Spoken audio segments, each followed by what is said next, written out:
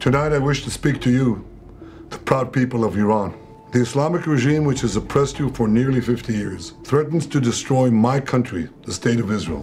The objective of Israel's military operation is to remove this threat, both the nuclear threat and the ballistic missile threat to Israel. We're also clearing the path for you to achieve your objective. This is your opportunity to stand up and let your voices be heard. Woman, life, freedom. Zan, Zandagi, Azadi. Our fight is with our common enemy. A murderous regime both oppresses you and impoverishes you. Brave people of Iran, your light will defeat the darkness. I am with you. The people of Israel are with you.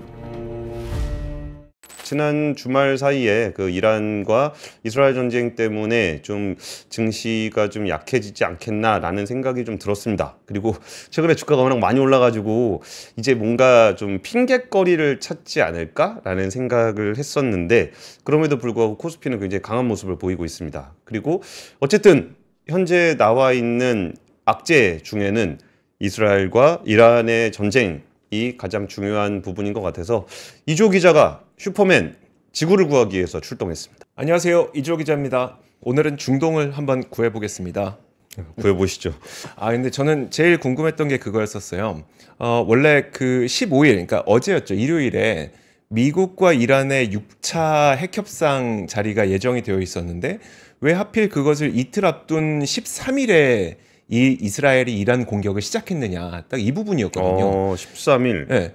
저는 그냥 뭐 협상하다 보니까 그렇게 된 거 아닌가라고 생각을 했었는데. 이게 어떻게 보면은 그 전부터 트럼프 대통령과 이스라엘 네타냐후 총리 간의 어떤 그 전화 통화도 있었고, 1, 2차 정상회담도 있었고, 그 자리에서 막 수많은 이제 어떤 모종의 이야기들이 오고 갔을 텐데, 그렇다면 서로 알고 있었을 텐데 왜 이스라엘 네타냐후는 트럼프의 뒤통수를 때리고 이틀 전에 공습을 시작했을까에 대한 궁금증이 있었거든요. 그냥 뒤통수 친 게 아닌가 보네요. 좀 이유가 있긴 있더라고요.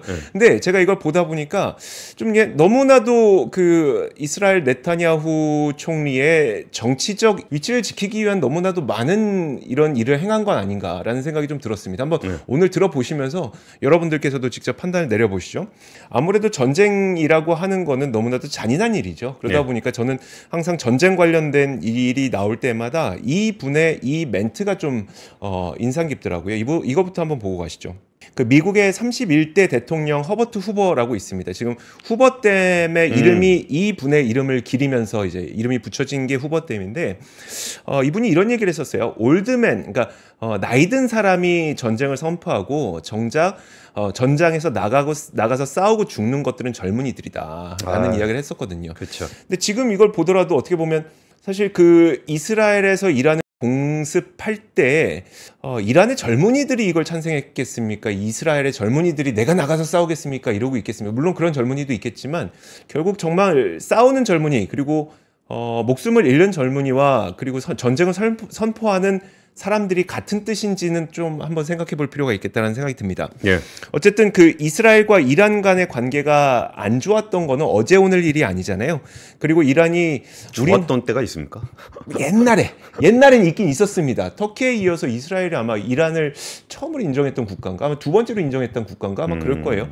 그 시대에는 사실 우리나라도 이란과 사이가 좋았어요. 우리나라 테헤란로 있잖아요. 테헤란로 있고 이란에는 서울로 있잖아요. 서울로 있고. 그때까지는 미국이랑도 사이 좋았고요. 이스라엘이랑도 사이 좋았고 우리나라랑도 사이 좋았습니다. 그러네. 거기 이슬람 혁명하기 전까지만 맞아요. 하더라도 괜찮았죠. 그 이후에 급격하게 바뀌기 시작했어요. 좋았다가 안 좋아진 거예요. 좋았다 안 좋아진 건데 어쨌든 그 지금 보면은 왜 그러면 6월 13일이었는가? 요걸 한번 보도록 하겠습니다. 그냥 간략하게 먼저 결론부터 말씀드리면 혹시 그거 기억나세요? 한 3월쯤인가 트럼프 대통령이 너희 핵협상 2달 내로 결론 안 내면 군사 행동할 수 있어 라는 으름장을 놓았던 적이 있었어요. 그렇죠. 기억나시죠? 협상 시작할 때쯤이었어요. 근데 그게 한 3월쯤이었거든요. 그 3월 8일에 그래서 로이터에서도 보도가 나왔는데 트럼프가 이란 지도자에게 여기서 말하는 이란 지도자는 그 아야톨라 하메네이 그 이란의 최고 그 정신적 지도자를 말합니다. 이란 지도자에게 핵 협상을 위한 서한을 보냈다고 밝혔다라고 하는 내용이 그때 나옵니다. 근데 이때 되게 논란이 됐던 게 뭐였었냐면 2달이라 그랬는데 네. 2달 시작이 언젠데? 였었어요. 아, 2달 줄게. 근데 네. 언제부터요? 언제부터요? 였었어요. 그래서 네, 네. 아니 서한을 보낸 때부터입니까? 라고 물어볼 수도 있잖아요. 근데 그때 또 문제가 뭐였었냐면 이 얘기를 했던 게 목요일이었었는데 트럼프 대통령이 목요일에 얘기를 했는데 어제 보냈다 그랬어요. 그럼 수요일에 보낸 거잖아요. 그럼 수요일로부터 2달이야? 라고 하기에는 그 목요일에 그 뉴욕에 주재하는 그 이란 대사관 있잖아요. 예, 예. 이란 대사에게 확인했더니 금요일까지도 전 못 받았는데요. 이랬어요. 그럼 준 사람의 기준이야? 아니면 받은 사람 기준이야? 무슨 기준이야? 2달이. 인식한 거의 기준이야. 뭐. 그러니까 그때 그게 논란이 됐었던 게 저도 기억이 나더라고요. 근데 그러고 나니까 얼마 후에 무슨 일이 있었냐면 그 국가안보회의 있잖아요. NSC 대변인이 핵 협상을 시작한 후 2개월이다 라는 얘기를 했어요. 협상 시작하고 2개월. 네, 그러면서 이제 6월에서 7월 정도가 될 거다라고 얘기를 했습니다. 핵 협상을 시작해야 그때부터 이제 카운트다운을 들어가서 2달을 줄 거잖아요. 그러니까 4월 12일에 처음으로 핵 협상이 시작이 됐고 4월 12일. 네, 4월 12일에 시작이 됐으니까 그로부터 2달이면 6월 12일입니다. 예. 근데 이스라엘이 이란을 공습을 시작한 게 6월 13일이죠. 아니 근데 공격은 미국이 한다 그런 거 아니었어? 공격 미국이 한다 그랬죠. 그것도 잠시 후에 말씀을. 그래가지고 미국에서 내가 시킨 거 아니야, 뭐 이 내가 얘기했던 시킨 게 거 아니야. 네네. 마감 시한이 12일까지였고 그 마감 시한 딱 끝나자마자 이제 그 이스라엘에서는 이란의 공습이 들어간 거고요. 그러니까 이스라엘도 최소한의 명분을 만들긴 했네요. 그렇죠. 근데 트럼프가 2달 안에 안 하면은 네. 친다 그랬잖아. 네네. 그래서 2달 지났잖아. 네, 그래서 그러니까. 친 거야. 네. 이게. 그래서 사실 이게 그 며칠 전부터 트럼프와 네타냐후가 통화를 계속 했다는 소식이 좀 들려왔었어요. 화면 한번 다시 한번 보시면 트럼프가 통화를 통해서 네타냐후에게 이거 이란 크라이시스, 그러니까 이란 위기를 우리가 피하고 싶다, 폭탄으로 하고 싶지 않다라고 이야기를 했던 게 6월 10일입니다. 이게 12일에 마감 시한이 남아 있으니까 네. 그때까지도 하지 마, 너 움직이지 마. 폭탄 쏘지 마라고 했던 게 그 이유 때문입니다. 폭탄은 쏘지 말고 드론을 쏴라, 뭐 이런 거. 그래서 드론 쏜 겁니까? 근데 어쨌든 이 시기는 네. 어기지 않으려고 한 거네요. 그렇죠. 네, 네. 그 시기를 어기지 않는데 근데 앞으로 남아 있는 건 6월 15일 핵협상. 근데 그거까지는 신경 안 쓰고 이제 6월 13일에 공격을 시작했던 거죠. 근데 이 시한에 대한 거는 얼추 지켰다고 치지만 이스라엘 입장에서는 최근 들어서 이란이 핵무기를 만들 위험성에 대해서 좀 위기감을 크게 느끼고 있긴 했습니다. 그것이 어디에서 드러나냐면 IAEA가 얼마 전에 이제 보고서를 내놨는데 분기 보고서를 내놨습니다. 그 분기 보고서가 5월 31일에 발간이 됐거든요. 근데 이 보고서에서 보면 2015년에 핵합의에 명시된 수준을 훨씬 초과하는 고농축 우라늄을 축적해 온 것을 보고서에서 발간을 한 거예요. 지금 보면은 2월 8일부터 February 8이죠. 2월 8일부터 5월 16일까지 60% 이상의 고농축된 우라늄이 166kg이 늘었다라고 나오고 있습니다. 60%라고 하는 거는 무기화가 가능한 농축 우라늄을 말하는 게 60%잖아요.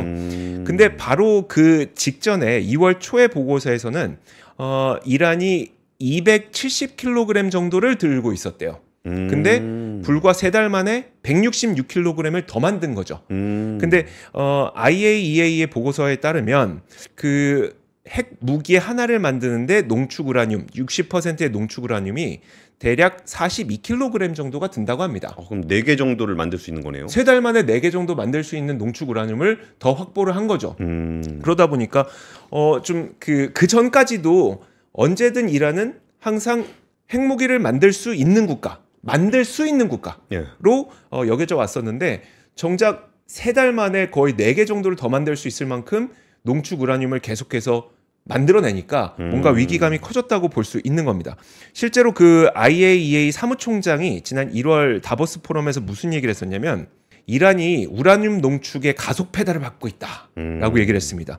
그때 이제 정말 엄청나게 예전에는 한 달에 7kg 정도밖에 못 만들었었는데 이제는 30kg 이상 한 달에 만들 수 있을 정도로 굉장히 빠르게 우라늄을 농축하고 있습니다. 그들은 가속 페달을 밟고 있습니다. 라는 이야기를 지난 1월 다보스 포럼에서 한 적이 있었어요. 화면 한번 보여주시죠. 그러니까 이란의 네. 핵 연료 농축을 하고 있었던 이란 핵무기 관련한 이슈가 계속적으로 있었네요. 네. 우리가 좀 그렇게 눈여겨보진 않았었는데 맞아요. 아무래도 이스라엘 같은 경우는 이제 가까이 있으니까 네. 이란이 핵을 갖게 된다라는 거에 직접적인 위협을 받을 수 있는 거고 예민하게 그 뉴스들을 보고 있었을 것 같습니다. 예전에 저런 적도 있었어요. 그 이란의 핵시설에 해킹을 해가지고 그 모니터를 망가뜨린 적이 있었어요. 네. 망가뜨려가지고 이제 거기에서 뭐 문제가 생겼는데 모니터에서는 문제가 없는 걸로 나오게끔 하는 그래가지고 그게 이제 그 뭐 소리 없는 무기다. 네. 뭐 이런 식으로 했을 때 미국에서 내가 한 거 아니다 막 그랬었는데 그때도 나중에 드러난 거 보니까 모사드에서 했던 작업이었더라고요. 네. 그러니까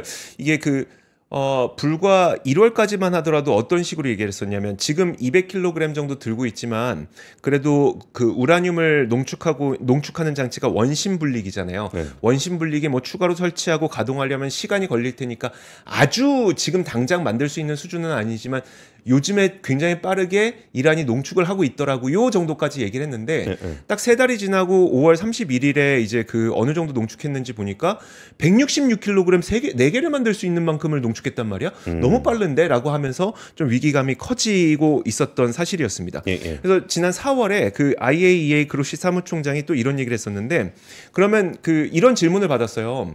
이란이 그러면 무기로 만들 때까지 얼마나 걸립니까? 라고 물어봤더니 그 당시에 이게 날짜가 정해져 있는 건 아닌데 아시다시피 몇 년은 아니라 이제 몇 달이면 될 것 같아요 라는 얘기를 하기도 했었거든요. 그것도 4월이었습니다. 그러면 1월에 가속 페달 받고 있습니다. 4월에 몇 달이면 만들 수 있습니다. 5월 되니까 4개 더 만들었네요. 이 정도의 수순을 받고 가다 보니까 이스라엘 입장에서는 굉장히 이란이 핵무기를 만들 수 있지 않을까라는 위기감을 좀 크게 느꼈던 것으로 보입니다.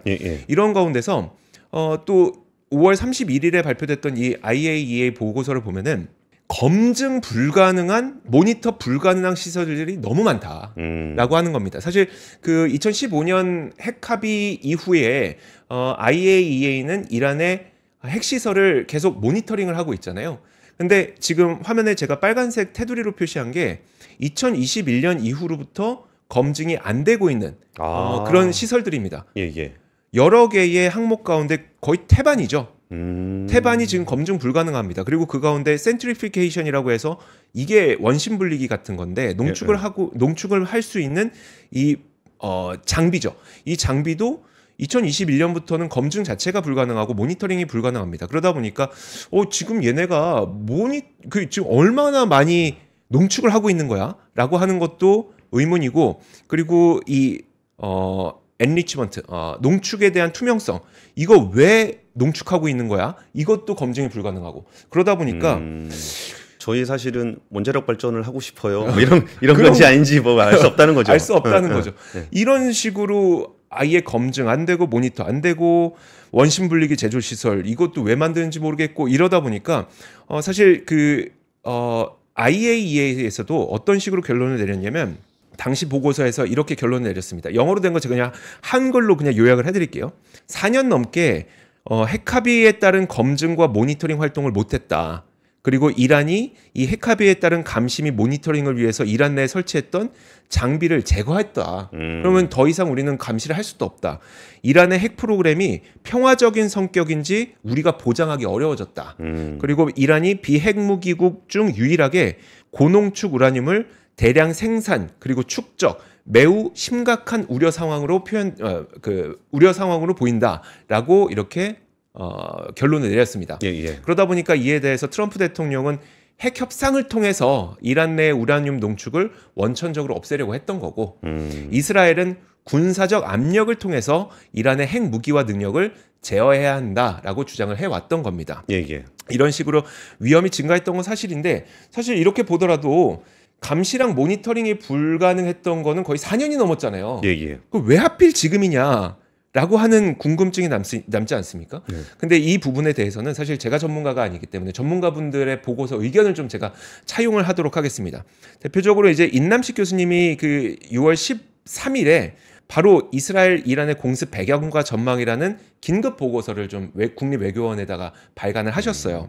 여기에다가 세 가지 정도 동기가 존재한 것으로 보인다고 분석하셨어요. 첫 번째가 외교적, 군사적, 정치적 이 세 가지 동기를 하는데 저는 첫 번째로 이제 외교적 동기부터 한번 보도록 하겠습니다. 이스라엘은 최근 외교적 코너에 몰려왔다. 미국이 걸프와 손잡고 시리아의 제재를 해제했으며 하마스와 직접 대화를 통해 미국이 인지를 풀어냈고 후티 반군과도 휴전하는 등 당혹스러운 상황을 계속해서 마주쳤다. 아, 이거 제가 통박으로 때려 맞췄던 이거 You're fire. 그쵸. 네타냐후 너 해고야. 그 콘텐츠에서 다 말씀해 주셨죠. 그거 하나씩 다시 보도록 하겠습니다. 일단 이거 보시면은 얼마 전에 중동 순방 갔을 때 알카에다 출신인 시리아 대통령에게 트럼프 대통령이 어우 젊고 매력적인 터프가이야라고 얘기를 했었잖아요. 사실 이게 그 당시에 이제 시리아의 모든 제재를 해제하고 과도 정부와 관계를 정상화하면서 조치에 착수했다라고 밝혔었는데 이때 그 또 뭐가 있었냐면 미국은 하마스랑 또 관계가 개선이 됐었어요. 미국과 이스라엘 이중국적인 인지를 석방하는 일이 지난 5월 12일에 있었죠. 팔레스타인 무장정파 하마스가 미국 이스라엘 이중국적자인 에단 알렉산더를 석방을 했는데 이게 그 2023년 10월 7일 하마스 기습 공격 때 가자 지구에서 납치된 지 584일 만이었는데 이때 이스라엘은 아무 역할을 안 했고 미국과 하마스가 협상을 했었던 거 맞죠? 아, 그게 벌써 584일이나 됐군요. 네. 그러니까 제가 그때 외신 봤을 때는 그 이스라엘 갈 때 럼프성 딱 가면은 네. 딱 구해가지고 와갖고 이게 막 세레모니도 하고 막 해야 돼갖고 이스라엘 네. 보고 야 무슨 일이 있어도 걔는 풀어와라. 네. 근데 안 한 거죠. 그렇죠. 네. 안 하니까 그거를 이제 이집트하고 카타르하고 이게 얘기해가지고 야 하마스 애들 보고 좀 풀어주라 그래가지고 그때 트럼프 대통령이 대놓고 네. 이스라엘이 한 거라고는 그 사람 나오는데 땅 제공한 거밖에 없다. 그렇게 얘기했었죠. 네, 네. 그 내용을 권순우 취재팀장이 얼마 전에 네타냐후 너 해고 그 콘텐츠에서 이제 짚어주셨었고요. 그 부분도 있었고 그 5월 6일에는 이거 다 5월에 일어난 일인데 5월 6일에는 친이란 성향인 예멘 후티 반군이 홍해에서 상선 공격을 중단하겠다고 약속했습니다. 네. 그러자 이제 미군도 반군 공습을 중지하기로 했고요. 그 당시 나왔던 도널드 트럼프 미국 대통령의 멘트를 보면 후티는 항복했다. 그들은 더 이상 선박들을 폭파하지 않겠다고 했다. 그리고 여기에 대해서 이제 그러면 이제 후티 반군 쪽의 이야기도 들어봐야 되잖아요. 중재국이 그 얘기를 했는데 중재국이었던 오만 정부가 그러니까 X에다가 성명해서 어느 쪽도 홍해에서 항해 장유와 국제 상선의 원활한 운항을 보장하기 위해서 서로 목표로 삼지 않을 것이라고 확인했다라고 얘기를 했습니다. 그러니까 이걸 보면은 누가 봐도 대표적인 친이란 세력들이잖아요. 그런데 그냥 프록시죠, 뭐. 뭐 프록시긴 한데 그래도 어떻게 보면 이란의 대리 세력들이었었잖아요. 후티 반군은 그냥 이란이지. 그렇죠. 근데 이란의 대리 세력과 미국과 가까워지는 모습을 보이게 되자 이스라엘 입장에서는 굉장히 외교적으로 수세에 몰리는 것 같은 그런 압박을 받았을 거라는 분석인 겁니다. 게다가 그 5차에 걸친 이란과 미국 간의 협상이 있었는데 물론 이견을 좁히지 못했어요. 근데 이 부분을 조금 면밀하게 살펴보면 만약에 이란과 미국의 협상이 좀 좋아지고 있다. 합의에 다가가고 있다. 라고 했을 때 이스라엘이 공격하면 협상하기 쉽지 않죠. 어느 누구도 이스라엘의 공격을 지지하지 않을 것 같아요. 그렇죠. 네. 근데 지금 평행선을 긋고 있단 말이에요. 그러다 보니까 이스라엘 입장에서는 지금쯤은 공격해도 어느 정도 지지를 받을 가능성이 있다고 본 거 아닐까라는 분석도 있습니다. 그렇죠. 더 수세에 몰리기 전에, 그러니까 이란이랑 미국이랑 친해져 버리면 그때 이후에는 아예 공격할 수가 없어지니까. 그렇죠. 그리고 이제 또 오히려 자기들의 입지도 좀 좁아지게 되는 거고. 그러니까 미국이랑 이란이랑 협상하는 것이 싫은 거죠. 그렇죠. 평화롭게 되는 게 싫은 거지. 나하고만 친하게 지내야 되는데 내가 싫어하는 놈하고 이렇게 자꾸 얘기하려고 그러고 하니까. 그렇죠. 가서 싸움을 또 거는 것 같기도 하네요. 그럼 왜 평화롭게 되는 게 싫은지에 대해서는 다음 분석에 좀 나옵니다. 뭐냐면 국내 정치적 이유인데 저는 이게 좀 너무나도 잔인한 현실 같더라고요. 그 보고서에 있는 내용부터 먼저 읽어드리도록 하겠습니다. 네타냐후와 보수 강경파 연립정부의 존속을 위해서 전시체제 유지에 강수를 두었다는 해석이다. 특히 미국 트럼프 정부의 가자 휴전 압박에 노출되어 온 네타냐후 정부가 미국의 의지대로 가자에서 휴전하고 철군하더라도 새로운 주적 이란과의 전선 형성이 필요했다. 뭔지 아시겠죠? 아, 오히려 그러면 이 얘기에 따르면은 오히려 하마스랑 관계를 풀 수도 있을 가능성이 있다라는. 그럴 수도 있죠. 그럴 수도 있죠. 근데 그렇게 되면 평화가 찾아오면 연정을 맺고 있는 극우 정당이 탈퇴하면서 연정이 깨지고 그쵸. 연정이 깨지면 네타냐후가 정치적 입지가 위태로워지게 되고 그 정치적 입지가 위태로운 것을 지키기 위해서는 가자와 하마스 이후 새로운 전쟁이 필요한 거죠. 그리고 네타냐후가 이거 소송 고발돼 가지고 네. 내려오면 바로 빵에 가야 될 겁니다. 아, 그렇죠. 네. 근데 이게 그냥 위기감이 공습이 있기 하루 전날인 6월 12일에 야당과 일부 연정 참여의원들이 의회 해산을 시도했대요. 조기 총선을 시도했대요. 그러니까 이 조기 총선을 시도했다는 건 딱 그거잖아요. 우리 연정 탈퇴할 수 있어. 너 내려올 수 있어. 그럼 너 빵에 갈 수 있어. 요거를 위협을 한 거잖아요. 예. 다행히도 그때는 연정을 잔류하겠다고 해서 조기 총선의 반대가 61표, 그 다음에 찬성의 32표로 부결되긴 했지만 딱 이런 상황을 보다 보니까 여차하면 연정이 붕괴될 수 있겠다. 여차하면 그 나의 정치적 입지가 떨어질 수 있겠다라고 하는 위기감을 느꼈다는 분석입니다. 언제고 다시 연립정부가 흔들릴 수 있을지 모르는데 다음번 총선 일정이 2026년 10월이라는 거예요. 그러니까 1년 동안 연정을 유지해야 될 만한 동력이 필요한 거죠. 그 동력으로 새로운 전선을 만든 거 아니냐라고 하는 분석입니다. 예. 좀 너무 잔인하긴 한데 어쨌든 자기 권력을 유지하기 위한 그렇죠. 방식으로 전쟁을 선택했다라고 하는 거죠. 군사적 동기로는 이란이 핵 고도화를 하고 있는데 그 속도를 좀 제어해야 될 필요가 있지 않겠느냐라고 하는 건데요. 이것도 보고서 먼저 읽어드리도록 하겠습니다. 보고서에는 이스라엘이 단독으로 이란의 핵시설 자체를 무력화시키기에는 무척 어렵다. 지하에 은닉된 시설, 대략 한 80m 이상의 깊이라고 해요. 그 시설을 괴멸시키려면 미국의 벙커버스터 지원 없이는 거의 불가능하다. 대신 주요 인사들을 목표로 했다. 실제로 주요 핵과학자 및 미사일 개발 관련 고위 엔지니어를 사살했고 정규군과 혁명수비대 양대 군 지도부를 괴멸시켰다. 이것만 보더라도 이란의 핵 고도화 속도가 지금 빨라지고 있다는 점을 확인했는데 근데 이것도 참 대단한 게 이번에 그 전쟁에 대한 평가라고 얘기하기도 좀 그렇지만 와, 이게 정보력이 정말 대단하구나. 네. 어떻게 거기에 군사 지도자 있는데 딱 위치 다 파악해가지고 그냥 갖다 거기를 때려갖고 다 사살한 거잖아요. 네. 그러니까 이전에 그 하마스의 그 지도부 같은 경우도 이란에 거기 추모 행사인가 거기 갈 때 그거 맞춰갖고 딱 때려잡았잖아요. 와, 이스라엘이 정말 정보력은 정말 어마어마한 것 같습니다. 정보력은 어마어마하지만 지금 그 모든 핵시설을 그 일거에 모두 타격하는 것은 사실상 미국의 벙커버스터와 같은 도움 없이는 불가능하기 때문에 지금 그 핵 관련된 고위 엔지니어들이라든지 관료라든지 이런 인물들을 타격을 했다고 분석을 하시는 거고요. 근데 이제 핵 고도화 속도가 빨라지고 있다는 건 앞서 저희가 이제 보고서를 통해서도 봤었잖아요. 막긴 막아야 되는데 그럼 어떻게 해야 될까? 근데 여기에서 그럼 가장 중요한 시설을 타격하는 것이 진짜 이것을 막을 수 있을 것인지를 보면은 어쨌든 미국 없이는 그거 타격하는 것 자체는 불가능한데 이게 만약에 타격한다고 하더라도 없애지 못하면서 그러니까 가장 민감한 시설을 타격하면 없애진 못하는데 오히려 전면전으로 확산될 가능성이 있기 때문에 이 부분은 좀 택하지 않을 가능성이 높고요. 그리고 만약에 이 부분 가장 민감하고 가장 핵 농축이 많이 되어 있는 이 시설을 타격하게 될 경우에는 방사능 유출 문제도 발생을 하게 되잖아요. 근데 방사능 유출에 대해서는 IAEA에서도 뭐라고 얘기를 하냐면은 핵시설에 대한 군사적 공격에 대해서는 다수의 총회 결의안에서 평화적 목적을 위한 핵시설에 대한 모든 무력 공격은 유엔 헌장, 국제법 및 기구 규정의 원칙을 위반하는 것이다 라고 규정을 하고 있기 때문에 그거는 타격하지 않을 가능성이 높다고 분석을 하고 있는 거예요.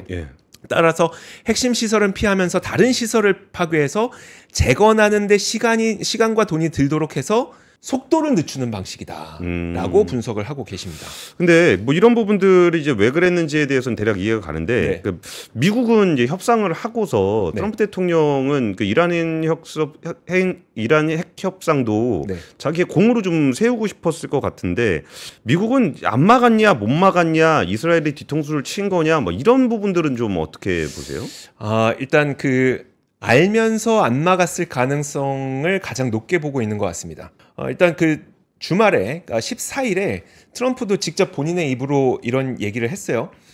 우리는 모든 것을 알고 있었다라고 얘기를 했어요.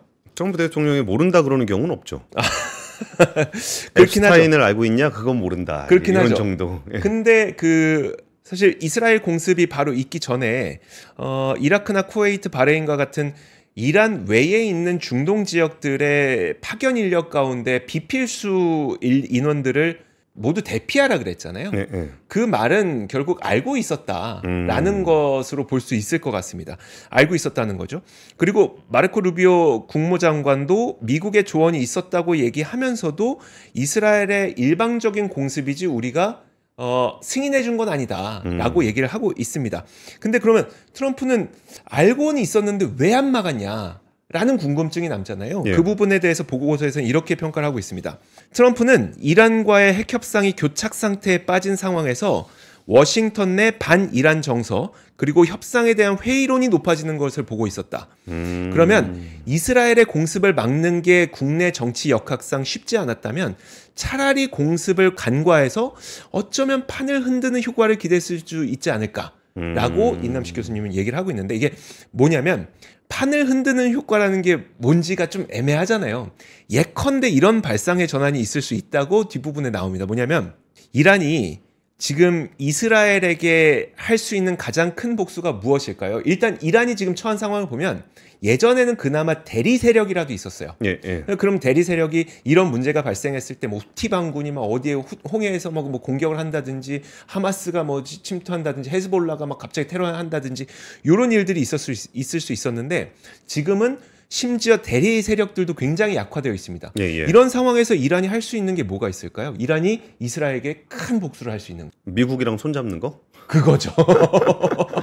그런 게 있지 않겠느냐라고 하는 겁니다. 오히려 미국과 핵 합의에 차라리 더 적극적으로 나서서 타결 도모하면 이스라엘 입장에서는 굉장히 벙찌는 일이 발생을 하게 되는 거잖아요. 예, 예. 물론 지금 이란에서는 무슨 일이 있어도 이란 내에서 우리는 우라늄 농축을 해야 됩니다. 라고 주장을 하고 있고 예. 미국을 비롯한 서방 국가에서는 미국은 절대로 이란 내에서 우라늄 농축을 하면 안 된다. 평행선을 긋고 있기 때문에 이게 실현 가능성이 있다는 건 아니에요. 예, 예. 다만 이런 식으로 뭔가 이란이 판을 뒤흔들어 버릴 그런 걸 기대해 봄직하다라는 분석이 있는 겁니다. 그러니까 그러다 보니까 그러니까 뭔가 상상하기 어려운 부분에서 판이 흔들려서 뭔가 새로운 돌파구가 나오지 않을까? 그걸 위해서 간과한 것은 아닐까라는 이야기가 좀 나오고 있습니다. 근데 사실 또 이게 이스라엘이 이란을 공격을 하게 되면은 네. 미국 입장에서 그 이란과의 협상을 할 때 네. 이란의 협상력이 좀 더 약해질 수도 있어요. 안 그래도 옆에서 이스라엘이 공격을 하고 있으니까 조금 더 미국에 의존을 해야 되는 네. 그런 상황이 될 수도 있을 것 같긴 하네요. 결과적으로 이제 지금 보면은 네타냐후가 사실 트럼프 행정부 2기 행정부가 들어서자마자 가장 먼저 초대된 정상이었습니다. 2월 초에 가장 처음으로 정상 가운데 가장 처음으로 백악관을 방문한 정상이었었어요. 그때가 저거죠. 이게 가자 지구에 트럼프 리조트 만든다고. 맞아요. 그럼 평화가 찾아온다. 그렇죠. 그런데 그때 이제 찾아갈 때마다 그리고 두 번째 방문했던 게 4월이었었어요. 그리고 4월에 방문했을 때도 우리 이란에 대한 군사적인 압력을 해야 됩니다라고 했더니 그때는 또 아니 우리는 이란과 핵 협상할 거야. 그러니까 첫 번째는 찾아갔더니 뭐 우리 이란에 대해서 뭐 강경하게 해야 됩니다라고 했더니 아니요 그러지 말고 가자를 우리가 리조트로 만들게 하고 두 번째는 우리 이란에 대해서 강경하게 대응해야 됩니다라고 했더니 그러지 말고 우리 핵 협상해야 돼 이런 식으로 나왔었던 게 1, 2차 네타냐후와 트럼프와의 정상회담이었었거든요. 이처럼 이제 번번이 네타냐후의 요구는 막히고 있고 그러면서 중동 순방 때는 정작 그 이스라엘은 아예 방문조차 안 하는 그쵸. 외교적으로 코너에 몰리고 있는 네타냐후의 외교력 여기다 내부 정치적으로는 가자 전쟁 이후에 새로운 전선을 유지해야 되고 때마침 이스라엘 입장에서는 이란의 대리 세력들이 약해졌네라고 하는 어떤 그 상황적 판단 여기다 평행선을 긋고 있는 협상력의 돌파구가 필요했던 트럼프 이런 여러 가지 니즈가 이제 맞아떨어지다 보니까 이스라엘이 이란을 이 시점에 딱 공격할 수 있었다라고 하는 것입니다. 결국은 6월 10일 통화가 좀 중요하겠네요. 네. 네타냐후하고 트럼프하고 어떤 얘기를 나눴는지. 네. 근데 뭐 친하다고 해도 이렇게 속내를 다 얘기하진 않았을 건데 그러니까 적당히 이제 거기도 형님 우리 저기는 형님이 정한 시간은 넘겨서 하는 거니까 네. 좀 미국 사람도 안 다치게 알아서 하세요. 네. 트럼프는 뭘 알아서 하라는 거야? 일단 뭐 우리 사람들 빼라니까 빼긴 빼는데 좀 뒤에서는 야 이거 이란이 이스라엘의 애를 때려주면은 네. 지금 꿈쩍도 안 하던 이란이 납작 엎드려서 우리한테 올 수도 있다. 뭐 이런 그런 보관 계산기를 좀 두들겨 쓸 네. 수도 있겠다는 얘기군요. 네. 자, 그러다 보니까 이런 것들이 이번 이스라엘의 이란 공격을 만들지 않았느냐라는 분석이 좀 있습니다. 아, 진짜 이게 굉장히 좀 머릿속이 좀 복잡한 네. 그런 셈들인 것 같아요. 네타냐후도 내부 정치도 필요하고 외부적인 그런 상황 조율도 필요하고 이란 입장에서도 야 이거 핵으로 미국이랑 협상을 하면서 이걸로 이스라엘을 압박을 해야 되겠다 그러면은 막 머리가 굉장히 복잡할 것 같은데 네. 머리가 복잡하면은 머리를 시원하게 그 헤어포유 슈퍼쿨링 탈모토닉 저는 이거는 써보진 않았는데 네. 저런 거잖아요. 머리에다 이렇게 뿌려가지고 그렇죠. 여기다가 좀 이렇게 그 시원한 그 청량감을 주는 거죠. 그렇죠. 그리고 이제 네. 두피 트러블 여름 네. 되고 땀 나고 그러면은 두피에 좀 트러블 생기는데 그렇죠. 그걸 또 시원하게 해준다는 거 아니에요. 그리고 네.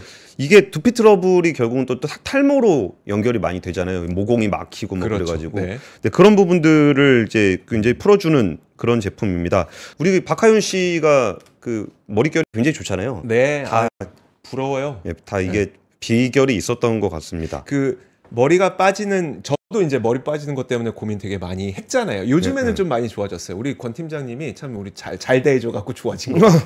근데 머리 빠질 때 되게 고민했던 게 이게 머리에 또 열이 많은 분들이 상당히 머리가 잘 좀 모낭이 약해지는 경향들이 좀 있거든요. 예. 그래서 남성분들이 사실 머리에 열이 많은 분들이 모낭이 약해지는데 이런 그 쿨링 토닉 같은 걸로 이제 머리를 좀 시원하게 해주고 트러블이 좀 많이 사라지고 이렇게 되면 그리고 트러블도 마찬가지로 트러블이 모낭에서 이렇게 뭐 이렇게 기름이나 고름 이런 거 생기잖아요. 그럼 거기에서 머리 안 자라요. 그렇죠. 그런 거 없애주는 것들이 되게 중요하거든요. 그런 것들을 해줄 수 있는 게 이 탈모 토닉이라고 하는데 이게 정상가는 38,000원인데 저희가 핫딜가로 25,000원에 해준다고 하거든요. 이거 이제 박하윤 씨가 그래도 여기 방송 나오시는 분인데 네. 딴 데보다는 싸게 줘야지. 그러니까요. 똑같이 팔면 안 되지. 그러니까요. 네. 그래서 원래는 이제 배송비도 내야 되는데 1+1으로 하면 배송비도 좀 빼주신다고 하니까 필요하신 분들 구매하시면 좋을 것 같습니다. 예, 지금 장도 좋고 이렇게 계좌가 좀 든든할 때 네. 이럴 때 사놓으셔야 됩니다. 나중에 안 좋을 때. 장 빠지기 시작하면은 머리에 열 엄청 맞습니다. 네. 그때 이렇게 시원하게 착착 좀 뿌려줘야 되는 네. 헤어포유 슈퍼쿨링 탈모 토닉. 저희 링크를 참고해서 보시면 될 것 같고요. 정상가는 38,000원인데 핫딜가를 25,000원 네. 그리고 1+1 두 개를 구매하시면 배송비도 무료로 제공을 해드립니다. 예, 오늘 이란과 이스라엘의 어떤 복잡한 속내에 대한 이야기를 들어봤습니다. 이게 참 우리는 모두 다 평화를 원한다라고 이야기하고 있지만 자기 이익이 관련돼 있을 때는 그 평화조차도 무의미한 그런 사유가 될 수 있는 것 같습니다. 그래서 우리가 정말 이렇게 평화로운 중동을 볼 수 있을 것인가라고 생각했을 때 아까 그 후보 대통령의 얘기가 생각납니다. 대통령, 그러니까 나이 든 사람들이 결정하고 결국 젊은 사람들이 죽는다. 네. 근데 사실 이란이나 이스라엘이나 여기 계신 청년들은 그 지긋지긋하게 노인네들 그 싸우는 것 때문에 벌써 수십 년 동안 나라가 성장하지 못하고 정상적인 생활을 못하고 있었잖아요. 네.